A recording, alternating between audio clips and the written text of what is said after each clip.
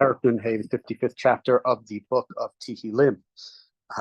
Lamnatseach beniginot maskil leDavid. To the director of music, a maskil of David. We talked about maskil, maybe Musar Haskel, a lesson, something to meditate upon, something that you can learn from. Ha'azina Elohim tfilati v'al titalam mitchinati. We had this in the last chapter. Listen, God, right? Your ear, your ozen, listen to my prayer, and don't hide yourself from my tchina, my supplication. Hakshiva liva aneni, arid b'sichi v'ahima. So, right, look to me and answer me. Why? Arid b'sichi v'ahima. I sob in my complaint, and I cry out. Arid means to sob, or comes from the root is reshud, yodalid. We have that with Yaakov. He says that he's going to go. It's like it sounds a lot like to go down, right? So I'm going to go. I'm crying out, like my tears are crying out, and I'm going to go down. This is David is saying here that this is the place that he is. Mikol oyev mipnei akat rasha ki yamitu alai aven uvaaf yistemuni. Because of the sound of the enemy, because of the pressure of the wicked, for they cause destruction to befall me, and in wrath they hate me. Right. So I hear their voices, I hear their sound, I hear their pressure that's coming out at me. Libi yachil b'kirbi ve'emot mafet naflu alai. My heart trembles within me, and the terrors of death have come close to me. Right? My heart is beating strong, boom, boom, boom, boom, boom, because I'm trembling, because I'm so scared. Death, I see death in front of me. Yirah, we're in verse 6, pasuk vav. Yirah v'ra'ad yavobi v'tichaseni palatzut. Fear and trembling have entered within me.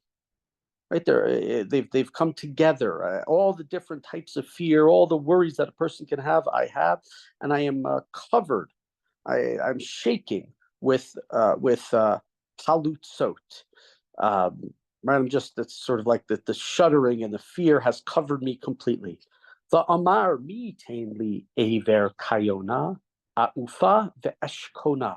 And I said, oh, if I just had wings like a dove, that I could fly away and find a place to rest. Last time I checked, this is before the Wright brothers, so he didn't have wings that he could fly away. A dove is a characteristic of a dove is that it can fly great distances quickly, or so it was believed, in the ancient period, and that's why perhaps the idea of the dove here, hunters couldn't find it. We saw back ideas like this in both Yirmiyahu and Yechezkel. So flying away. Hine archik, we're in verse chet. Nidod alin bamidbar sela. Behold, I wander far off. I would live in the wilderness far away from here, right? So he would go rachok. I have all these worries. I have all these problems. I would just run away to the desert, a place where presumably I do not have any enemies. Now we know, so we talk about running away into the desert. David, of course, ran away into the desert. Desert doesn't just mean, the Sahara. I think in biblical scripture it means more of an uninhabited place. It's a place of silence. It's a place where you can hear God. It's a place like Eliyahu was told to go to the Midbar because he can't listen. He can't listen to God, and he keeps condemning the Jewish people. It's a place that lacks habitation, that lacks. So David here is complaining about his enemies, his worries, and he had many enemies. He ran away from many, many people, and so he had many enemies, and so he's ready to run into the desert. Achisha miflatli meruach so'ah misa'ar. I would run, I would hasten to find a refuge for myself from the storms, from the winds, from the tempests that are all around me. Bala Adonai palag lishonam ki re'iti chamas v'riv ba'ir. Destroy God. Sorry, Charlotte. God disconnected and reconnected. God, destroy and divide their tongue. For I've seen violence and strife in the city. And this is one of the things that we have in this chapter, which is interesting. We have the difference between the city and the midbar place of silence, a place you can connect to God, a place not of habitation, right? This is a book where David's complaining about his enemies very often, right? I think that if we think of our own lives, we've all had problems. We've all gone through things. I don't know about the rest of you. Usually it's not enemies. Usually it's not, even if you say a coworker who is bad or whatever it might be. Maybe if you're in public office, maybe you have enemies if you have a large position like that. But generally, it seems to me in many ways that today, while sometimes people are in our ways, we describe them as enemies, and oftentimes it's our own lackings that don't allow us to get to where we want to in life, our own aversion to risk or whatever word we want, or perhaps too much risk. But David here is constantly complaining. It's a lot of worries. A lot of people are out to get him. Now, again, he lives a very different life. He's the general of the army. He's the son-in-law of the king. The king wants to kill him. We saw the Zifim. He's got lots of enemies of all the Plishtim and the Moabites and all the nations around him, and descendants from the tribe of Binyamin. And so it's a different type of life. I think that the majority of us lead. Last time I checked, none of us were king on this that are learning together. But he wants to be away. He thinks that if he is far away, that where people aren't out to get him, he can survive. Is this a desire perhaps to be with God? The Torah was given in the Midbar, in a place of, in a sense, isolation, in a place where you can midbar, right? If you know the word midbar is a strange word. It's related to the word, seems to be related to the word diber, to speak.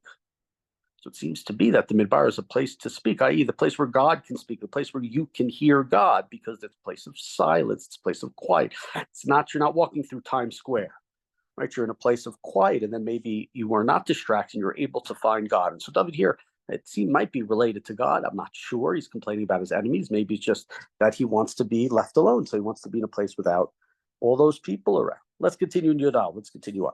Yomam v'layla yisov v'vua al chomoteha ba'aden va'amal b'kirba. Day and night, they go about on its walls, and crime and wickedness are in its midst. This is going back to, right, the city, the people around the city.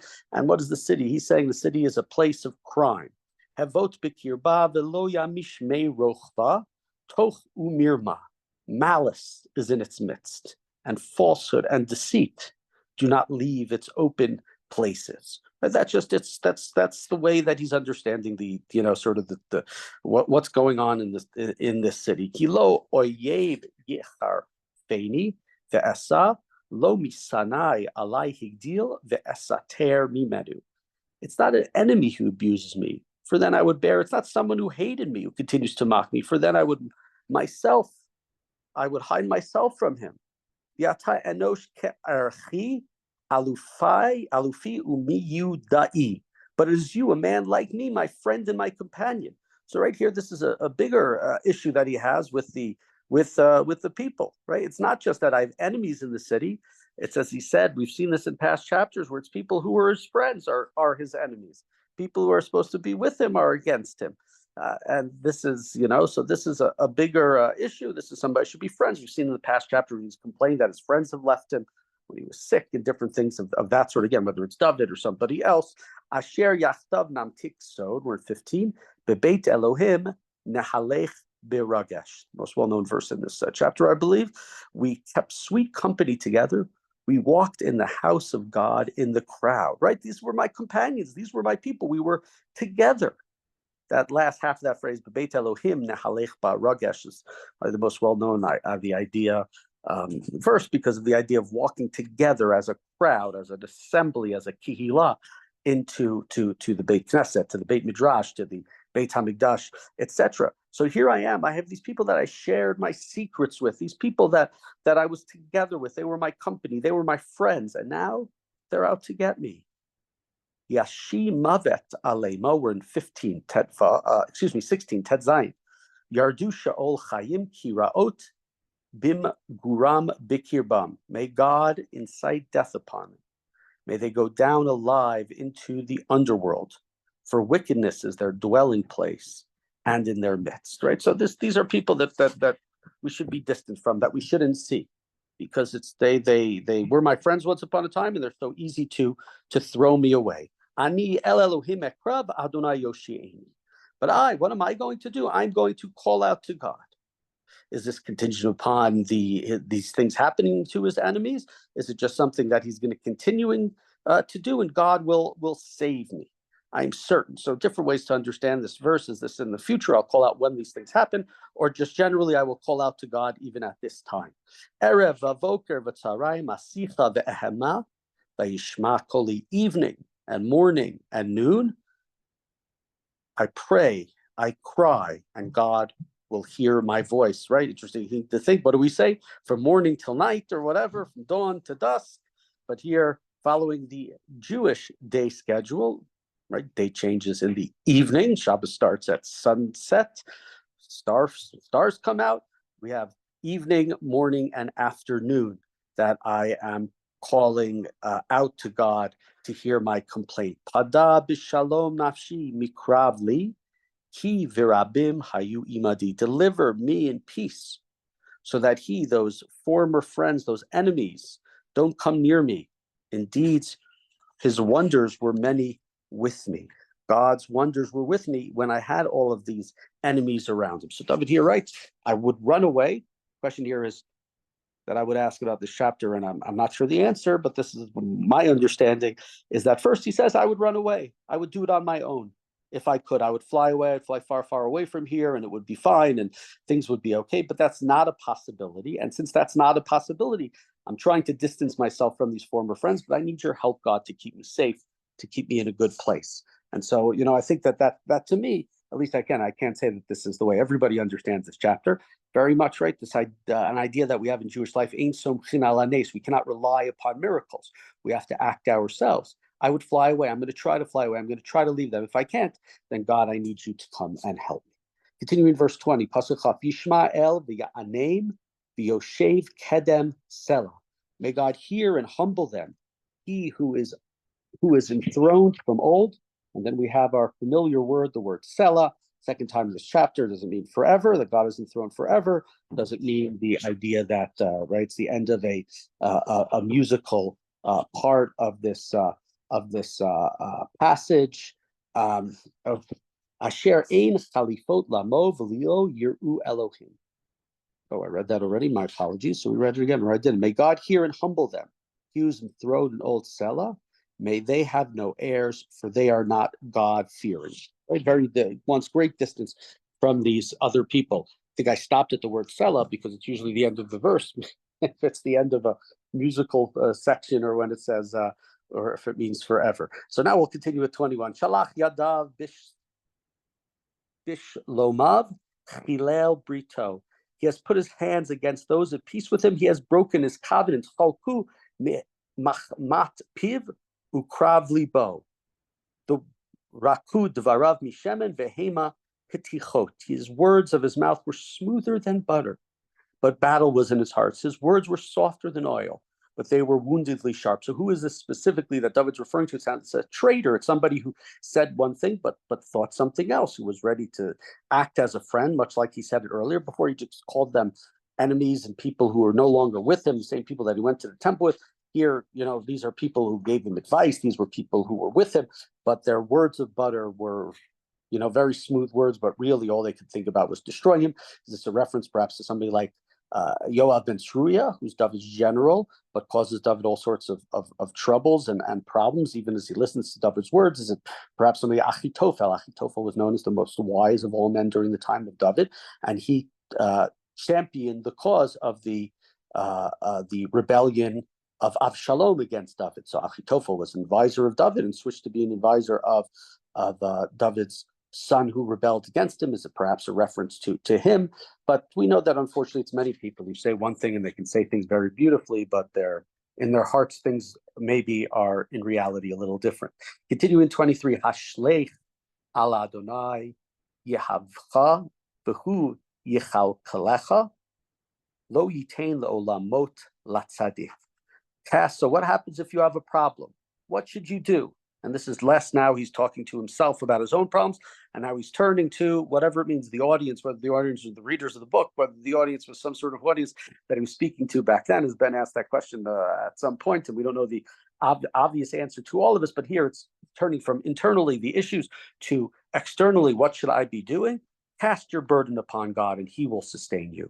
He will never let the righteous be moved, right? He won't let the righteous man fall. He won't fall forever. He won't let him stumble forever. V'atalohim toridem leve'er shachat anshe damim umirma lo yachzu yimehem ba'ani evtach bach. A verse that perhaps you would know from a siyum. It's recited as part of the siyum in the aftermath of completing a tractate of Talmud or other books.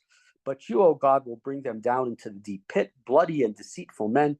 May they live not out half their days, but I will trust in you. You may ask, why is it that it's at the end of a scene, which is a joyous occasion, but it's recited then because it's basically drawing parts of the aspects of the scene. We draw a distinction between people who are living their lives meaningfully, studying Torah, learning more about God, the world, and hopefully putting into practice, and people who are not concerned. They're just digging the ditch. They're just going in further, and they, as the people that are, that are mentioned here in this,